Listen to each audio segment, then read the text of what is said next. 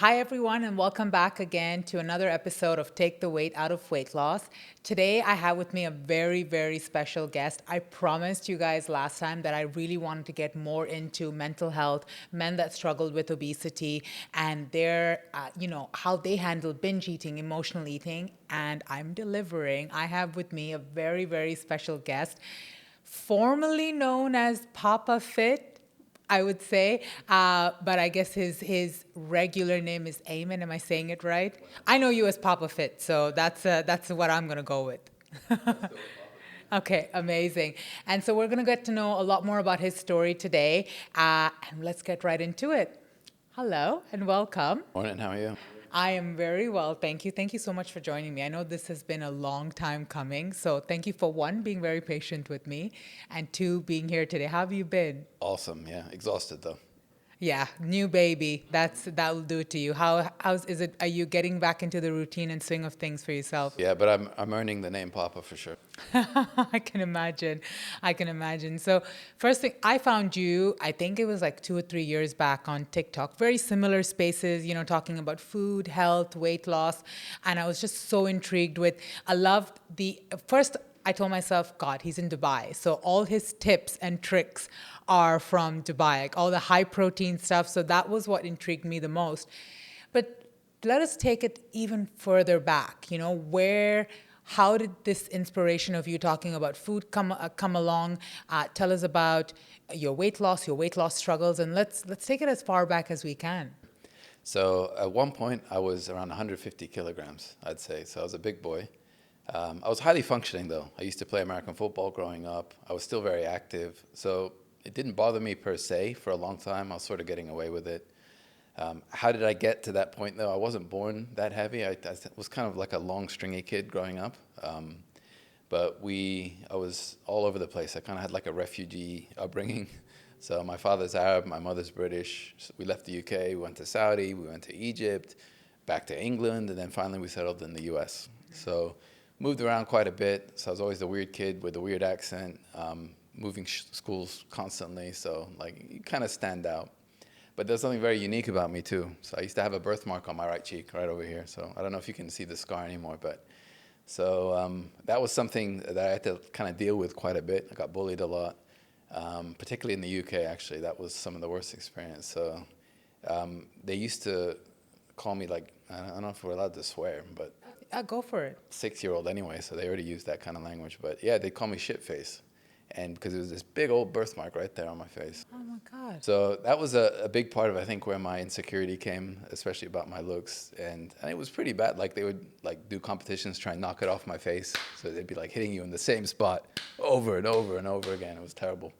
So I guess it was just normal back then. Like my grandmother, she used to like knit for a living. So she'd keep like sewing my jumpers or sweaters back together because they'd come ripped every day. Yeah, it was terrible. So when we moved to America, it was a little bit better. It was more like verbal bullying versus like getting your butt kicked. I think having a lot more minorities around too. Like I'm kind of like the ethnically ambiguous though, because I've got like the weird name, but kind of the pale skin and the American accent, so nobody can quite place me. But it was a little bit easier in the U.S. But I think over time I just got used to being very self-conscious about my appearance, and then it probably led to some of the binge eating, and then I think getting bigger too in a way. Like the physical side wasn't as bad anymore because they'll make fun of you, but they won't push you anymore. Yeah, it's like a protection, your shield of armor.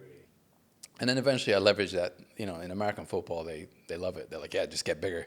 You don't have to be terribly athletic for American football. It's not like rugby where you actually have to be able to like run properly. Or no, they just want like a block, in the front. So you pick up those bad habits and you carry them through adulthood, and you never really address the psychological side. So it just continued, and I was putting up with it. I had a very kind of alpha male approach to things too. So I was like, yeah, whatever, high blood pressure, I might die young, who cares?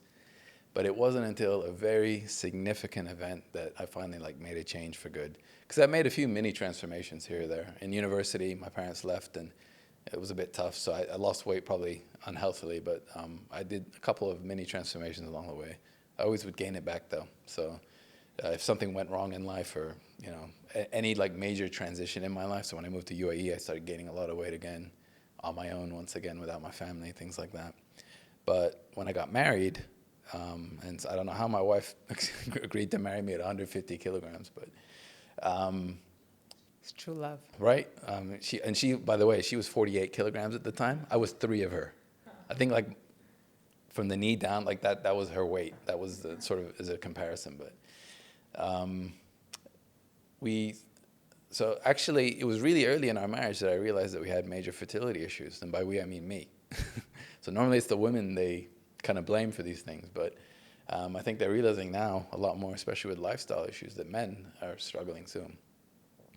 How did I find out? It was like pure coincidence. I'm from a family of 6. I'm the tallest in my family. I have facial hair. I've got the deepest voice. There was really no like physical reason for me to think that I would have any issues having kids. And we were only married about a year, so it wasn't even like we were planning to take a couple of years, take it easy. But I was working with a friend, and he was struggling. So he was getting tested and going through all this. They started IVFs, and I was like, maybe I should just check myself, just on a whim. And sure enough, like I was even worse than him. I had like pretty much a 0 count when it came to fertility. So because I wasn't expecting it, the way it was delivered to me, like what do they call them? The urologist, like had the worst bedside manner. I think he just assumed I knew something was wrong because most guys don't test themselves randomly. And he's like, yeah, you're probably never going to have kids naturally. And I was like, excuse me? Like it just, bam, hit me. And I've been raised my whole life like to be a father. Like I'm the oldest son. So like I always had that role. My mom passed when we were young, so we used to change diapers for the baby who was around. And like, so we played like that kind of father figure role. So I was ready for it, man. I wanted like 100 kids. And so that hit me hard. So a big reason of it, there were a few issues, but I think the weight kept coming up as one of the main problems. So that was my point of no return then. I could die young, I could look ugly, I can get made fun of, clothes don't fit, who cares? Knees hurt, doesn't matter. The minute they said you can't be a dad, I was like, uh-oh. And that was my click point. So it's a shame it had to take that extreme, but. Sometimes that's what you need. Tony Robbins says we need that breaking point to really switch our lives. So I mean, it got you great results. So it's sad that it had to be that, that far, but. Yeah, but a very happy ending. So I was able to lose weight. It wasn't healthy at all at the beginning. I didn't really know what I was doing. What did that look like in the beginning? In the beginning, it was like extreme low carb diets because I think especially for guys, sometimes it's easy for us. You don't have to worry about, so portion control is still an issue for me. So you just eat as much chicken meat as you want. And then I just have like grilled vegetables or salad. That's it. No dressings. No, it was really boring. Now, my wife had to support me a lot too. And I think this was a game changer because I have cousins and friends where like they struggle with the family aspect. But my wife, like I think like she was with me, she could tell that I was reaching breaking point. And she did something that in the Arab culture is like unheard of, but she really helped me out where she literally went to her parents and said, he's not going to come over anymore for family dinners and stuff. Like she kind of protected me because she knew that, there's so much pressure and it's rude actually. You can't like say, no, I don't want to eat something or it's similar in a lot of Eastern cultures, I think. But she did that, and she took so much crap from her parents, and we were still fairly newlyweds. Imagine, she's like, yeah, no, he's not going to come over, he's not going to visit. But she gave me that space to let me do my thing. Absolutely. That, I think, was just as important as some of the other actions I did. So I had like 3-4 months. I lost a crazy amount of weight really quick. I wasn't starving myself per se, but I was not enjoying food. I was just like I was in like robot mode. I had a very specific goal. So 30 kilograms came off, and then by that point, because I just happened, I'm very lucky where I like sports and I like to be active. It became easier. So then I started doing things like training for a half marathon, and then the weight started coming off a little easier, and I wasn't as crazy with my diet. So I slowly started reintroducing things. Started learning about like the fasting was great because I'm a practicing Muslim, so it was already kind of in our culture and religion. And then intermittent fasting, I found, okay, it's a good way where I can still have my nice big portions, eat late at night, but not go overboard. So it's a balance, And then calorie counting came along, and that was a really good eye opener. Like I learned so much about nutrition, and I was like, how the hell didn't they teach me this when I was a kid? Why do we not know the basics? Yeah. It's not about like labeling foods or removing foods, but it's just having an understanding with, like, food is energy, and so like a car needs fuel to run, but if you have a full tank, you don't keep filling it. You don't let it spill out all over I mean, that's ridiculous. And that's what we do with our body. So even by counting calories, like you have an idea of, okay, avocados are amazing for you. Raw nuts are great for you, but not a huge bowl of raw nuts. That's the equivalent of filling fuel all over the floor instead of in your car. So I learned a lot about that. Now, some people it can trigger, I know, poor habits and poor relationship with food. For me, it was great. I'm a numbers guy. So I loved it. I was like, oh, sweet. So you start figuring out hacks and swaps. And so a lot of it, so for years, I just continued losing weight. I think my body composition was improving a bit too. I was slowly starting to put on a bit more muscle because at the beginning, I kind of turned almost into skinny fat. And then I always liked lifting weights, but I was never consistent. I have a lot of injuries and stuff too, but lifestyle problems too, like I'm busy. But, I'm getting better now. Like you figure out ways. So even just recently, I switched to a 24-hour gym because I have 3 kids now. It is impossible during the day to go work out. Like I'm not gonna leave 3 screaming babies with my wife at home. Like that is a D-bag thing to do. Like, So guess what? I'll wake up at 4 a.m., hit a 45-minute, workout session, and actually my strength is going up. It's enough. Yeah. Sleeping anyway. Like. Yeah, that's all that you need at times. So that's amazing. I mean, just to see everything that you've been through, the ups, the downs, and I want to go back to those times where you said, your parents left and you lost weight and it was not in the most healthy way, because I truly believe our upbringing shapes how we view food over the years. And then I'll get into, day to day and how things are operating now. But what did that look like? What are some of the, let's say, the horrific, worst diets that you've done to actually get to those numbers? I've heard a few of your videos and it resonated a lot.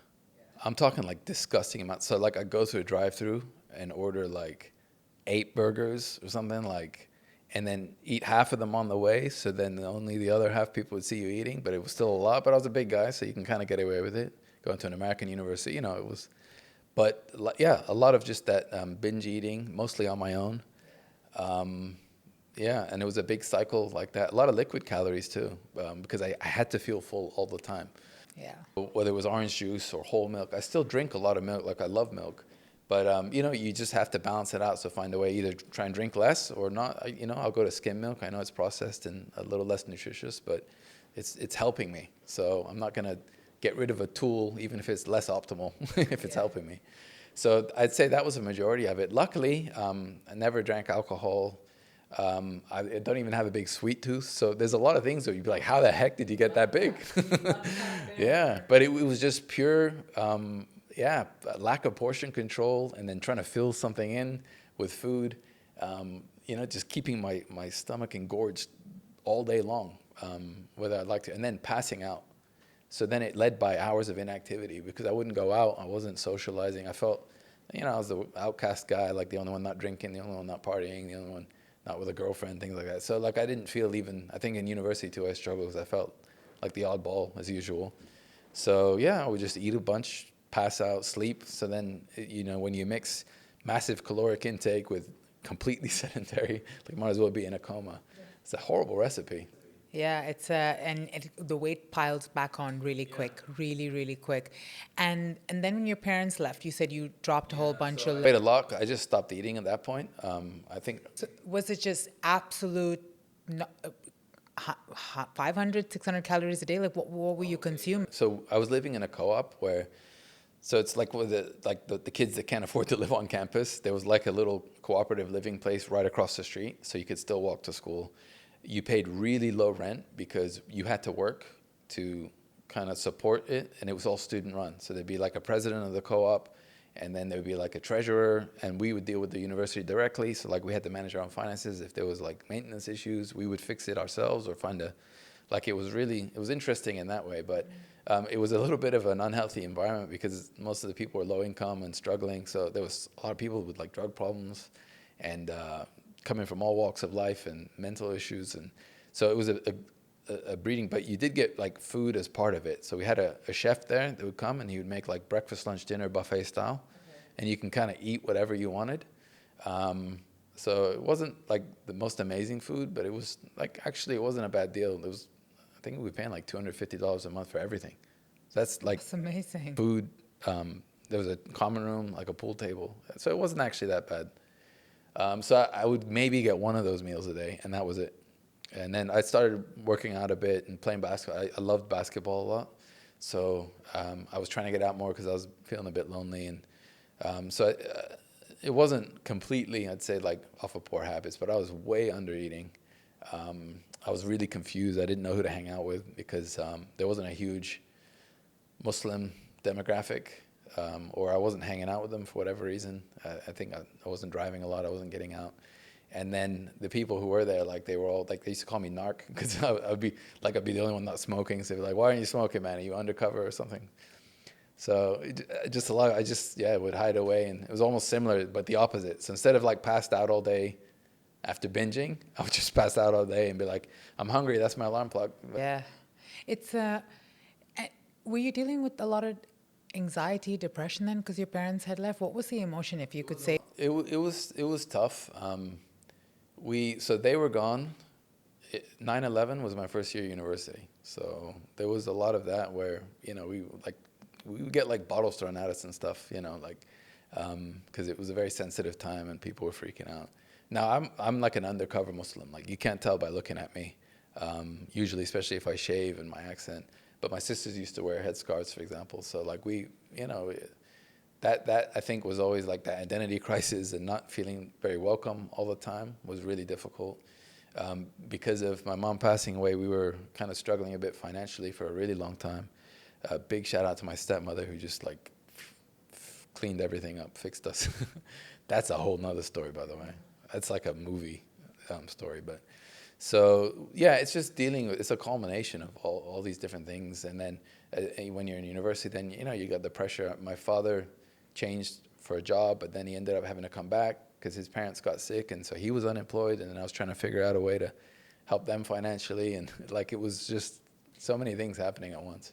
But I always had love, though. Like that was the one thing. Like my parents, were always there. They cared about me. So it's like temporary issues but so it's a lot worse because I had friends, for example, like so my mom passed when I was 10. Pretty bad. We were 5 kids, one of them a 2-week-old, so we were orphaned very young age. So on paper, that sounds like, oh, horrible, poor orphan kids. But like my father remarried very quickly. We had an amazing stepmother who educated us and taught us manners and like cleaned us up. And like we were so lucky. And then I have friends where their parents divorced, which sounds a lot less.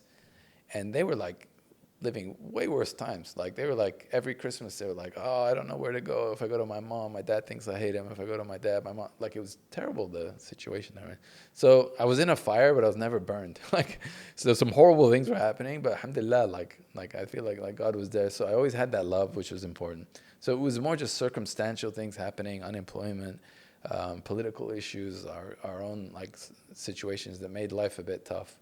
But then I survived, I guess, and I always fell forward because I did have a good family and like a religion as the backbone and things like that. So like it never felt like giving up per se. Yeah. I mean, when you're trying to navigate life through that manner, food becomes, especially if alcohol, drugs was not involved, gambling not involved, then food becomes a manner of a coping mechanism. I always tell people, tell me how your upbringing was, show me your environment, and I'll tell you how much you rely on food and why you rely on food. And it's so evident that we all go through these like coping mechanisms in our life, and you did the best that you could, right? You did the best that you could with the resources that you had, and you had love. And when those moments of anxiety and stress came up, food tends to be a companion. It's interesting you say that because now that I think earlier, my biological mother, she gained a lot of weight before she passed away.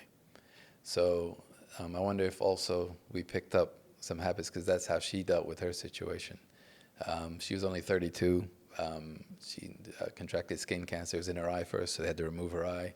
She has 4 kids, and then she's, by the way, this British lady married to an Arab guy. They were married very young. She was only 16, so it's kind of like ran away from home sort of a thing. So she had, I think, a difficult upbringing.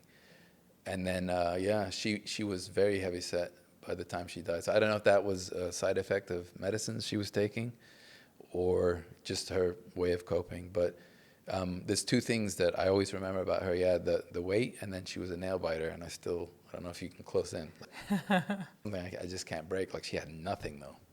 Really. Yeah. First of all, I'm so sorry for your loss and for you go to that when you were so, but you're spot on because we pick it up from our parents. I'm a binge eater. I classify as a binge eater, recovering whatever situation that might be. But my mom was as well.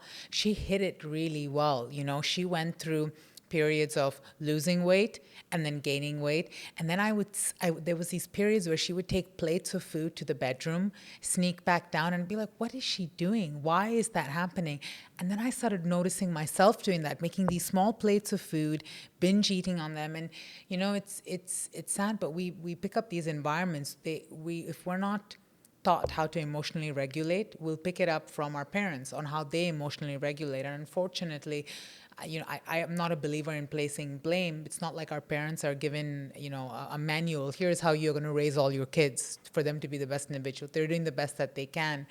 So I think in that standpoint, but I also am a strong believer that when you know better, you do better. And you're a living prophecy of that. Like, yes, she did have the weight on. Yes, you potentially may have seen the way you kind of connected with food, but also you were able to navigate life outside of that. And that's where I'm more curious about now. So, you talked about your wife and the environment and her telling your in-laws that you can't come, which I know is big.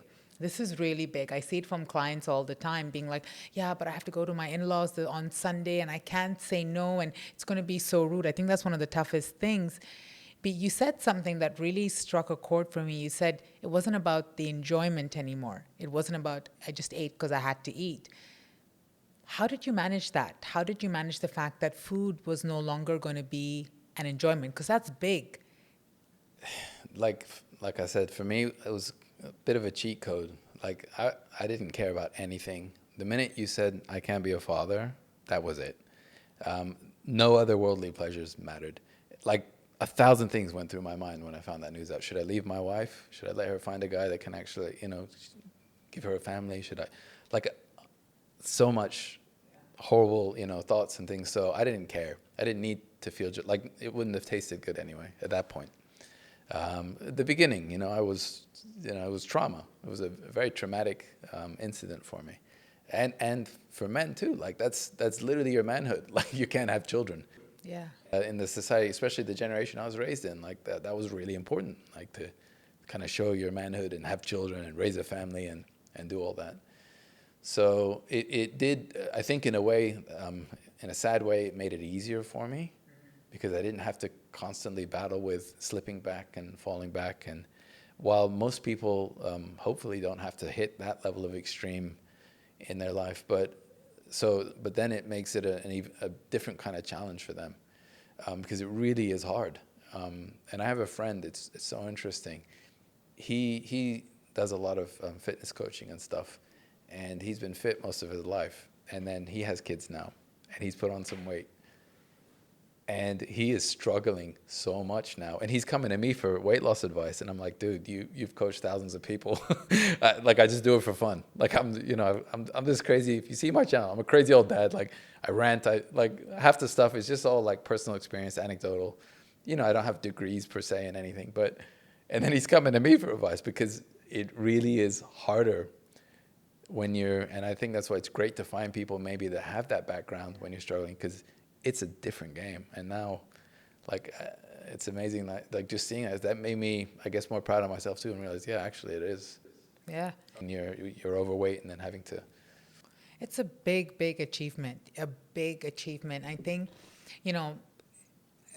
5 years from now, 6 years from now, with the way the medical industry is going, our stories, natural stories, are going to be really something that's going to be highlighted a lot, because at least to me, because now major weight losses like 100 pounds, 50 kilos, 60 kilos, so common with something like Ozempic, so common. But yours, a natural story, me, a natural story. And I feel that I really, the hard work, the dedication, the determination that's needed to achieve that, it's unimaginable. It's unimaginable because it takes work. It takes work, What are your thoughts on the whole weight loss now with the weight loss injections? The thing, because just like my friend, you could have everything in place, ready to go. You can have that great body and then lose it if you don't know if you don't know the system. And it's a very individual system, by the way. Like what works for me will definitely not work for other people. Like I'm crazy. Like sometimes I'll eat stuff that I don't really enjoy because I just want to feel full. Other people, like they need to have like a really nice meal and sit down and like, so you can't copy and paste. So I'm not against things like surgery, Ozempic. It's okay. And even things like I'm doing now, like a lot of meal prep plans because I don't have time to cook, and those are good too. But what I am against is you have to figure things out. You have to learn along the way because it's a temporary tool to help you get somewhere or get somewhere a little bit faster. But the minute you remove it, you're 100% back to where you were. And that's the cycle people are stuck in. So how many people have mutilated their bodies, like chopping out, like 2/3 of their stomach and things like, and then literally a year later, they're heavier than they were. And then they'll do it again. They'll then go for a bypass. So from a gastric sleeve to a bypass, which is even more extreme. And then another 2 years later, they're even more, plus a couple more kg. So that's because they never fixed the issue, the problem. And there was an analogy I saw. I think his name is James P.T. He's the British guy. He comes to Dubai a lot. Yes. He gave a really good analogy about, and it was the problem with like people worrying too much about exercise and this and that, but it works well for this too. Like when you have a problem, when the problem is that there's water all over the floor from a leak in the roof. Focusing on things like the type of diet or crash diet you use or the type of exercise, or that's like trying to find the best freaking mop to clean the water up while the water is still gushing from the ceiling. It'll never get clean. Yeah. So the diet and the lifestyle and that is patching the floor. And then you can have the crappiest, cheapest mop in the world. Eventually, the floor will dry. Yeah. Right? So even if you're doing a subpar diet, subpar exercise, I can only walk 10 minutes a day. It's good enough. You'll get there. The floor will dry. Yeah. But we focus so much so there's money to be made in these things, Ozempic. And so... but that's why people like you will always also have a job, because there's a phase 2, and phase 2 is way more important. Yeah, absolutely. I mean, I work with people that are on Ozempic, and you see the ones that really want to put in the work. They really want to use this as a tool, and I'm okay with it. If in this day and age, having everything, managing everything, it's okay if you want to use it, but use it as a tool. The minute you start making it your lifestyle, you still don't want to work out, you still want to eat like crap. Okay, you're losing weight because now you're eating less, but you're skinny fat, you're no muscle, you're still tired. Is that a life worth living? You're paying, what, $1,000 a month now to be skinny, but live this dreadful life. So it's, and this is why anyone that I see that has really done it the natural way, I have a lot of respect for them, because I know I've been there. The struggle is real. But that being said, I mean, just to see how you switched off. I know the goal was so hard focused, right? The fact that they had told you can no longer be a dad. But sometimes I find it's easier for men to separate emotion from their addiction, or separate emotion from a coping mechanism. So I'll give you an example. My partner, me and him have been dating now for close to 2 years. And, when we started dating, he knew my lifestyle. He knows I work out. He knows I like to get my steps in. And we're talking about a person who used to have Coke for breakfast, like Coca-Cola, a whole liter. And in the past 2 years, he's lost 14 kilos. Mind you, I've not put him on any strict diets. I just live a healthier life. I don't keep crap in the house. We cook a lot of our meals. If we're getting meal prep delivered, it's healthier, high protein meals. But you won't see, like, he doesn't have that attachment to food that I have. Yeah, he was a bigger guy, but if I'll tell him, oh, I feel like dessert, he'll be like, no, I just don't want it. I was like, yeah, but I've had like a stressful day. And he's like, no, it's for me, I need to talk myself out of it. I can do better. And I've noticed this with a lot of women, but for him, and I wonder if you can, relate or talk about that a little bit, because for him, he's like, no, I just don't want it. So there are different types of decision makers and approaches, and oftentimes men, and this is why you start seeing, like when they do a lot of research in the workplace, a lot of CEOs, leaders tend to be mechanical decision makers, which means that on the spot, you immediately know what you want, and you'll be like, no thanks, yes or no. So you'll either say, yep, I'll buy it now. We don't overthink it. We don't. So for whatever reason, I think men tend to have that sort of mindset. So I think that carries over really well into food, because we're a little bit selfish. We're like, that, yeah, whatever, no thanks, and we don't have that emotional attachment where it's like, oh, let's share something together. Because I think that's a lot of times that's part of the experience too, isn't it? It's not just about eating the food. You want to share it with someone you love. You want to have that time together, of distraction away from the world. But sometimes we're so carnal, I think, in the way that we look at things. It's like, me hungry, eat, me this, that. And that's why a lot of guys do stupid stuff. And we have to have the opposite, where we have to kind of cut back sometimes on those impulsive, instinctual. But I agree with you. I think there is definitely more of an uphill battle for women. And there are so many things. I mean, I've got like 1,000 sisters too. So, and then I'm an all-girls dad. So I've got 3 girls in the house and a wife. So I'm always outnumbered. And there's 100% certain factors there that, whether it's biological, whether, like the hormonal stuff, social, the double standards in the world, like that just make it harder for women. Yeah. I mean, a lot of guys, so the big issue when I was overweight, for example, a few people come up to me like, man, you're 150 kilograms? You don't look that big, actually. So like they would almost like, well, if a woman's like 2 kilograms overweight, man, all of a sudden like everybody's on her. And Absolutely. the real life things, factors, I think, that have to be dealt with. But I agree. It's not that hard for me sometimes if I really don't want something. And then maybe because we are a little selfish, we're okay to be like, yeah, whatever, you do your thing, I'll do mine. Like, I'm not worry about ruining the moment, or yeah, do you want this bite of cake? No, thanks. Yeah, I mean, yeah, he does it so well, and like, he's like, oh, I'm fasting today. I'm not going to eat until 6. Like, I was like, wow, this is amazing. Just to your point about the weight. So I'm a tall girl, right? And there is that double standard. Taller than me? I was surprised. 180, a 180. 183. Oh yeah, so it was right about there. And so I'll tell people in my master classes, I'll tell them I weigh 79, 80 kilos. Like, that's my average. I want to get to 75, but I'm no rush about it. If I get it by the end of the year, I'm okay.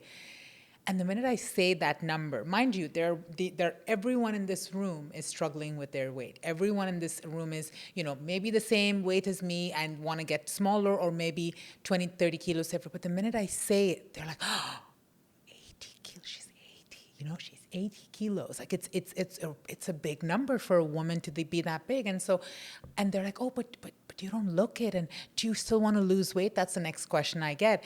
And I tell myself, when I was 145 kilos, it was a problem. Now, if I'm 80 kilos, when I was 100 kilos, it was a problem. Now it's 80 kilos. Now you need to be even lower. And I'm so fed up. I'm so fed up with the double standard, because I don't believe it's about the number on the scale. I truly believe that it's your routine, your lifestyle. Are you happy? Are you truly living a life? Because if I didn't have the habits that I used to have, I'd continue be looking 145, right? So I'm a victim of the double standard, that's for sure. Every single day I see it, but I believe I'm also normalize it. Someone needs to normalize it. Someone needs to say, she's 80, she's happy, she's lost 65. That's my starting point. I can get there.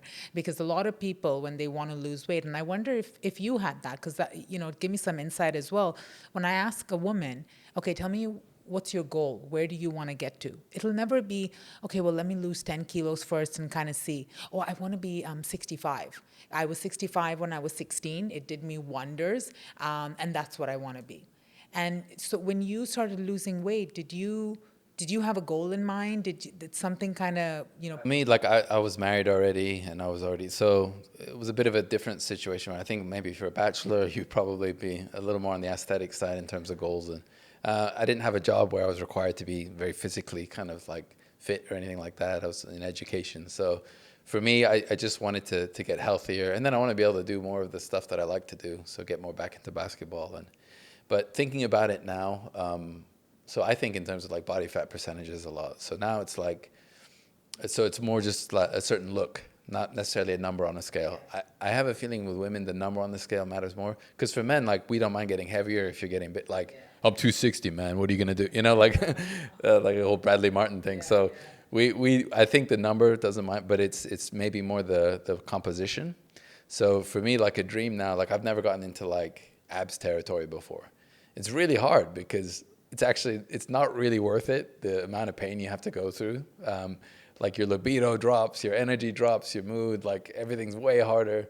But it's just something that I think like every guy kind of has, like, all right, I just want to do it that one time in my life. So it's something even now in this age, I'm thinking, okay, when the kids are a little bit older, maybe I'll just go for a run and like hit it one time, take that one picture and then move on. So for me, yeah, it's maybe not necessarily a number on a scale, but the body fat percent. So that, sub 15% or 12% body fat where you can start seeing sort of visible abs. That's something that now I think of. But wouldn't it be so great if you could like create a new like metric for like a new language where no longer anyone asks scale, but like it's like a culmination of a few data points. So like how you're feeling, how your clothes fit, how your like your joints, and then that number is the number that you're competing against, the overall. That would be so great, right? Like when you were talking, that I like thought came in my head. Absolutely. I mean, it's pretty much what I do with my clients. When I speak to them on a daily basis or, a weekly basis, it's more, I very rarely ask them about their weight. If they're willing to share, fine, we'll go into it. But I want to know your steps. I want to know your sleep. I want to know your water. I want to know, how did you eat? Did you manage your calories? Did you track? Because that's your habits. That's your lifestyle. The weight loss is just going to be a byproduct of it. If you can show me you can do all of that, you can show me that you can lose weight and you can keep it off. You don't even need me after that. So and that's the part, as easy as it sounds, those 4 or 5 things, it's part that people struggle with the most.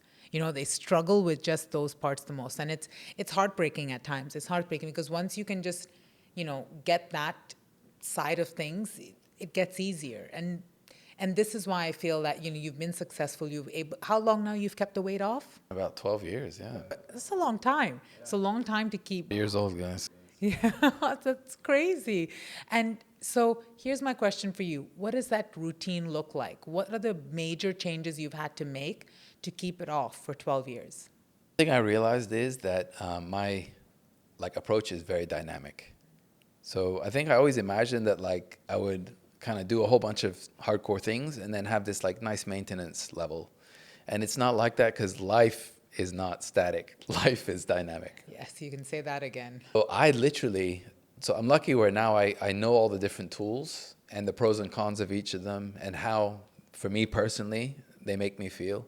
And I'm able to then implement them, wherever. So like, according to whatever game I'm playing, I implement the rules. So I'm not going to put basketball rules in a football game. I'm going to put basketball rules in a basketball game.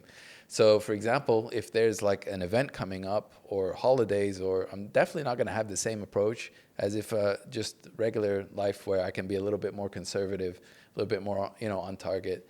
So, using things like the fasting for me. So fasting's easy for me. I don't get tired. I don't get hungry. I don't get annoyed. There's some people where they do get tired, they do get hungry, they do get annoyed, and that might not be a great option for them. So I'll implement that tool. So, if I know I'm going to have a crazy night out with the family and I don't want to be that guy that doesn't eat or doesn't, then, I'll do a little bit of fasting. I'll increase some of my activity. I enjoy that anyway. And then that's one way around it. When I have more time and energy, I'll do calorie counting. I love it. It's like a formula. It's like, oh, awesome. Let's see how many different meals I can make and make it fit. And then you get a lot more variety that way. So you can still eat pretty much anything you want. And then sometimes I'm like, man, I want to feel healthy. Like, I'm farting all day long and I'm feeling bad. And like, I want to, so then I'll go for like the Whole Foods and then I'm not even track. And you'll maintain weight so easily just eating like, one ingredient, chicken, potato, vegetable, fruit. Like you cannot go wrong and you feel really nice after a while. So it's not like I just only do one or the other. I literally, like according to how I feel, like I said, if I'm starting to get some health issues, I'll eat healthier. If I'm really bored and I want a little bit of fun, I'll calorie count and then have a little bit more of the, if it fits your macro style, where I can have a bit more fun food. And it just really depends on your life. And my workouts, same thing. I adapt those. Like I'm not always going to do, every day, or upper, lower. Sometimes I might do 2 full body workouts for the week. And guess what? That's enough. Yeah. Enough, guys. Yeah, absolutely. I'm on 2 full body workouts for a week now. And I was like, why was I killing myself that much before? I'm getting more results now than I was back then. I know men who've put on significant mass doing that. just because they were consistent and they pushed themselves. It's crazy. It's truly crazy. I mean, there were days, I was 4 days at the gym, two upper, two lower, couldn't even move half of the week. What's going on there? That's crazy. It's because like a part of it, and I think we forget, like, so what is the individual job of each part of weight loss? So the food is to fuel the body, and you need to either lower it if you're trying to shrink in size, increase it if you're trying to, gain size, put on muscle, or if you're maintaining, kind of keep at the exercise is the adaptation, like creating the need to change and get bigger and get stronger and get faster. But it doesn't, the rest is what actually then makes it all come together and recovery. So most people, they'll either get only the workout, right, and they'll ignore the food and rest, or they'll get the food right and then they'll ignore the workout and then they'll become kind of skinny fat. Or they'll do both and then not even bother with their rest and recovery. So when you do 2 days a week, because you're recovering so well, you're able to, number one, put way more effort in those 2 days. So the stimulus is a lot better. Your probably mindset is better going in because you're not like you weren't just there yesterday, and then you've done all these other things. So that like mental weight has been lifted from you because you're not worried about all these pending. You finished your work, you finished, and then your body is physically recovered and grown stronger. And grown doesn't mean getting bigger. I love that you lift weights too. This is another big gripe of mine, like women not lifting. Yeah. Because there is that misconception too that you'll just come out and like, I'm really sorry. It's very, very hard to put on muscle. Trust me, naturally. So don't worry about it. Like it's very functional too. Get stronger, man. You don't know when you're going to need that strength. And osteoporosis, all that, it's countered by putting on muscles. Yeah. I mean, a really good role model, I think. I love your stuff. Thank you. And it's but you're so right, because now when I go for my workouts on Monday and Friday, it's a whole different mindset. I go in with so much energy, so much strength, and the results are phenomenal. The scale's taking its time to move, but that's okay. I'm so focused now on building muscle, and the other part of it is, I think women are still in this day and age, it's getting better, but still scared of lifting weights, especially heavy weights. I don't want to get too bulky, or I don't want to, but they don't understand that the women that show up and that are very bulky are on some sort of testosterone or something for them to start looking that way. And, it's impossible. It's impossible that you could gain those kind of back muscles and arm muscles as a woman. It's absolutely impossible. So yeah, if anyone's listening, guys, like lift some weights. It's not. I'm sorry, but they have to lift heavy weights in their daily lives all the time anyway. Have you seen like the mom arms, like when they carry the baby? Like I struggle doing that. Yeah. They're strong, but for whatever reason, if you just change the baby thing to a dumbbell, all of a sudden, no. So they don't realize like that they're doing it. It's just doing it in a more effective system where they're actually able to improve and get stronger. Yeah, absolutely. I mean, it's so important, so important. And this is one, and for me, I feel I always put things to a mental and emotional level just so that I can understand things. And I feel that from women in particular, that if you lift weights, the heavier it is, it just shows that you're capable of handling difficult things. Like you can push through difficult things, you can do difficult things, Life doesn't always, I'm all about being feminine, but life doesn't allow you to be that feminine at times. It'll throw shit your way. And so when you lift weights, you're like, you know what? No matter what gets thrown to me today, I got this. I can push back. I got this. And I love that feeling that lifting weights even. It's tangible. Yeah. You see the weight go up. Yeah. No one can come up to you and say, you haven't kicked ass. Yeah. Because you could only do that before, and now you're doing that. Absolutely. And so, yeah, definitely love that aspect of it. What would you say are some skills that you have now that keeps you from gaining back the weight that you lost? I think so being able to, number one, so the calorie counting in the beginning, I found it very eye-opening. You don't have to do it forever, but even if you're not on a diet, just see how much you're actually eating. Like it's really eye-opening. That was very helpful. I became like a nutritionist almost. I know everything about, I can kind of eyeball food, and it's very helpful, number one. Number two, creating red lines where it prevents me from going past a certain point where I know I will really struggle coming back. Yeah. It's a number on a scale, not always my favorite thing, especially when you're lifting weights where it's not accurate. Circumferences are great though. Like yeah, measurements and things of that. Yeah. It could be like an outfit where like, okay, this, as long as I can still fit in these pants and I know I'm doing all right. It's a little harder for men though, like especially like coming from the hood. We like our baggy clothes, and so. But that you just create a boundary, Yeah. respect the hell out of it, and that's helped me so much. So I've never really gotten past a certain point, no matter how tough life has gotten. And so that now I'm a little more comfortable. So I know how to switch it on, and I know that I can turn it back on. So it makes me less likely to completely fall off, because that's the hard part, where, how, like the analogy they say, like, you have a flat tire, don't slash the other three. Like, don't go into F it mode, like chill out, fix that one tire, and then keep going. So those, I'd say, the two biggest ones: learning how to count calories, and then setting those, like, whatever boundaries there are. Everyone will have it different. So for me personally, it is sometimes the number. It's just the easiest thing to track. So if I get above 92 kilograms, I'm like, I'm probably a good time to go on a little cut here. Yeah. That's a good way of looking at it, because I do the exact same. Mine's 84. Like, the minute I see 84, I was like, Natasha, you've enjoyed. Like, it's not even, oh God, damage control, you've got to diet again. No. Like, you've enjoyed. Like, let's reel it back. Let's reel it back. So I think, there's so much that's thrown our way from social media. You don't look at the number on the scale, and body positivity, and you shouldn't track, and you should love food.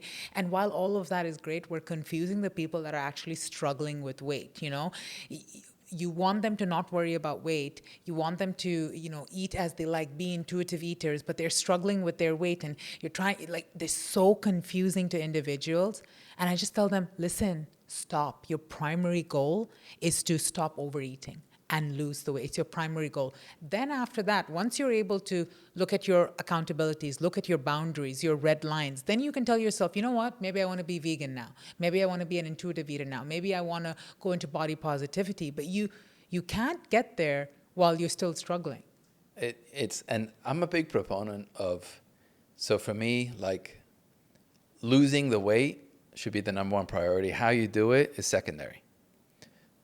I can't stand this life optimal. Like you said, like, it'd be great to have that nice intuition and to be positive about your body. But right now you're sick. I was very sick when I was 150 kilograms. I hated myself. I was in pain physically every day.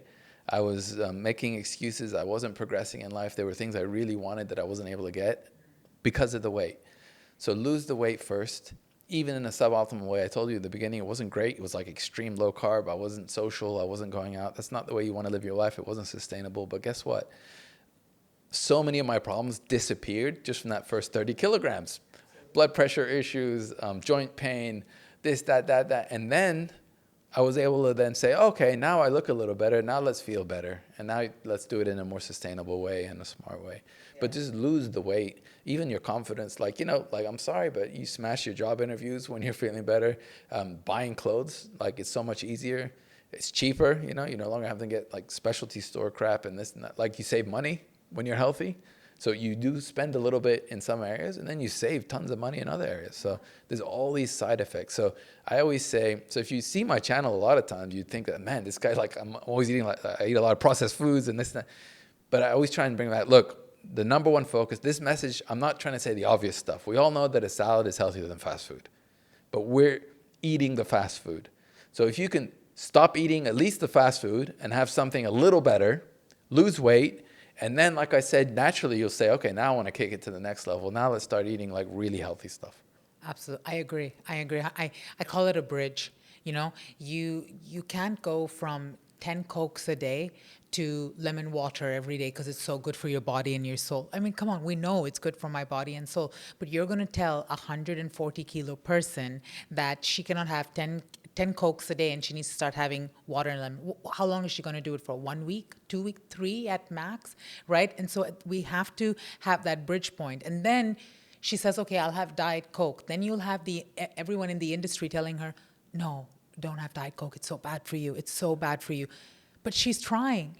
That's her bridge, And I think we really need to encourage that behavior. I know there's a process element. I've watched some of your videos. I've even tried some of your recipes, to be honest. And I was like, wow, that's good. That's easy.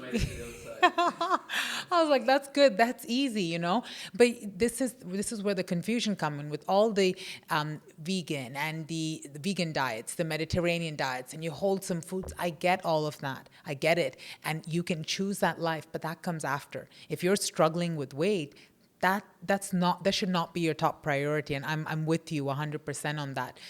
On that note, when it comes to your girls, you have three girls. Um, what, given the fact that you've struggled with weight, what is something that you want to pass on to them, you want to teach them as far as body positivity goes, as far as weight goes? How are you going to be handling all of that with them? It's a struggle. So one of my daughters, she's older. So that's the one where I have to really be careful. She's, I think, nearly 9 years old now. So she's getting to that age where pre-adolescence, where things like bullying are going to start taking place. We have been very, very busy parents because we have two very much younger kids, the 2-year-old and the 2-month-old. So she's not getting a lot of the attention anymore. She's not. So there's a knock-on effect that it's very hard to balance, because it is. I've seen it, especially in girls. I have, female relatives who've struggled with eating disorders really badly, and I don't want to accidentally trigger that in my own daughter too, because unfortunately her parents are opposites, where her mother is just very naturally, fit and she can easily moderate her food. She's the kind of person to take one bite of the chocolate and put it away. And then she has a dad who's like this like animal and just blah, blah, blah. So it is really hard, and I'm still learning that. That's something where like I'm even, because I think it's I don't want to repeat the cycle and then unfortunately give those bad habits, because she hears me talking about calories and sees it all the time, and but I don't want necessarily her to worry about that. So it's just trying to build just like you do with your clients, build other good habits that will force you to be healthy. Yeah. You don't even need to worry about weight. So if you're running every day and walking, doing this, reading, meditating, praying, then you're way less likely to have those issues. But I'm still struggling. And my whole life right now is revolved around fitness.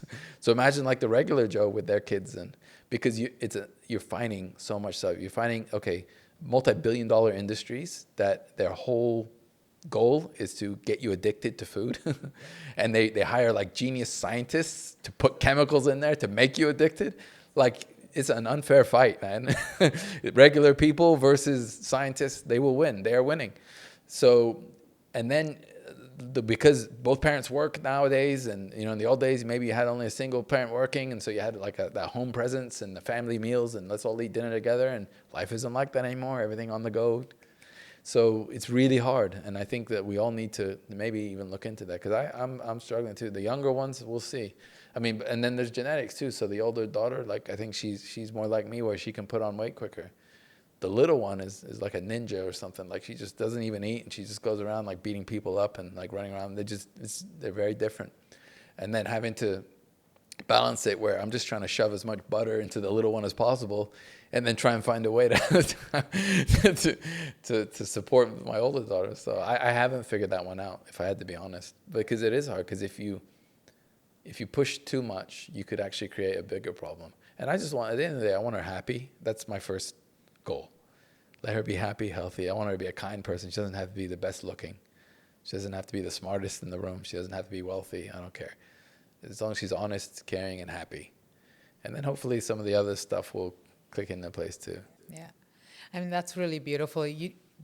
You don't have to have all the answers. Awareness is key. And just you speaking about it, saying, look, I don't know. I'll figure it out along the way.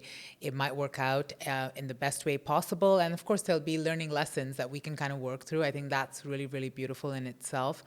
Because I've seen the other end of it. I've seen parents put unnecessary pressure on their children. And I'm dealing with some of that right now. Some of my clients are the results of the pressures from parents, and unfortunately so. But you have to kind of unwire it, and it's nice. It's nice to see, because I always tell myself, when I have kids, how is it going to be? How am I going to be around them? What kind of food is it going to be?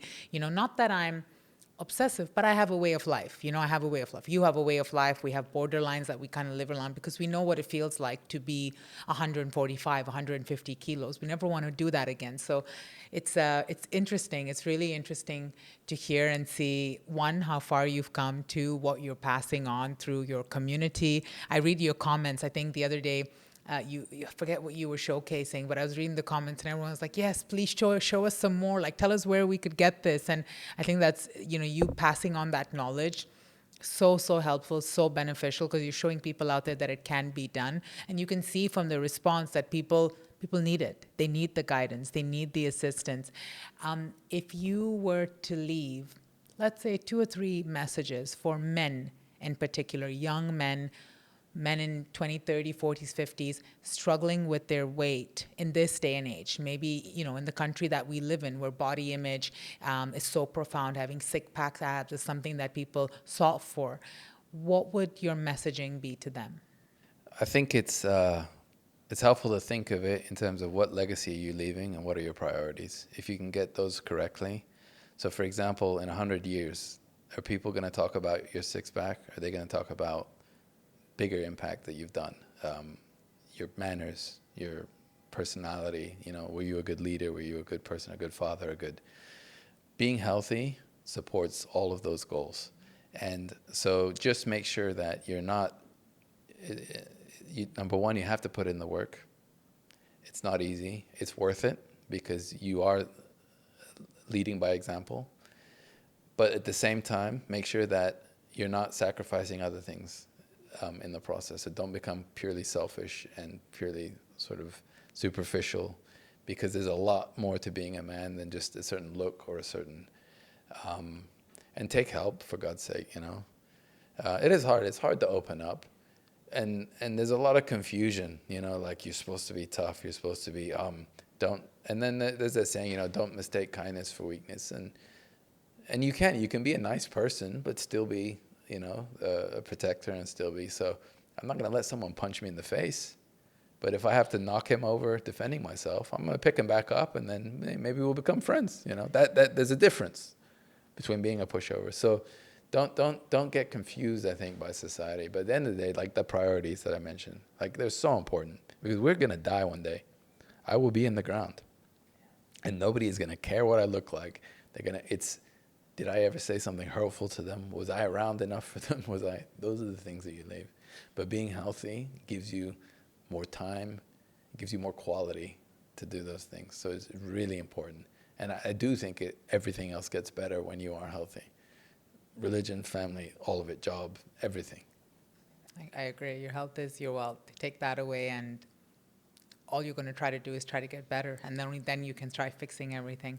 But thank you. Thank you so much, Juan, for joining us today, sharing your story, leaving us on such a positive note for men. It's really, really important for me. I'm working with a lot more men now, and I'm starting to understand them in a completely different limelight, completely different way. It's beautiful. And now hearing your story as well, thank you. And on that note, remember that one of the key ingredients to my initial weight loss was a woman, was my wife's support. So it's actually interesting that match might actually be quite helpful. I think men, there's a lot to gain, I think, from getting insight from women too. Yeah. Don't close that door, that resource. I think every woman needs a papa in their life. And then that's something you start talking about on your TikTok. But thank you so much for joining us today. And guys, thank you again for joining us.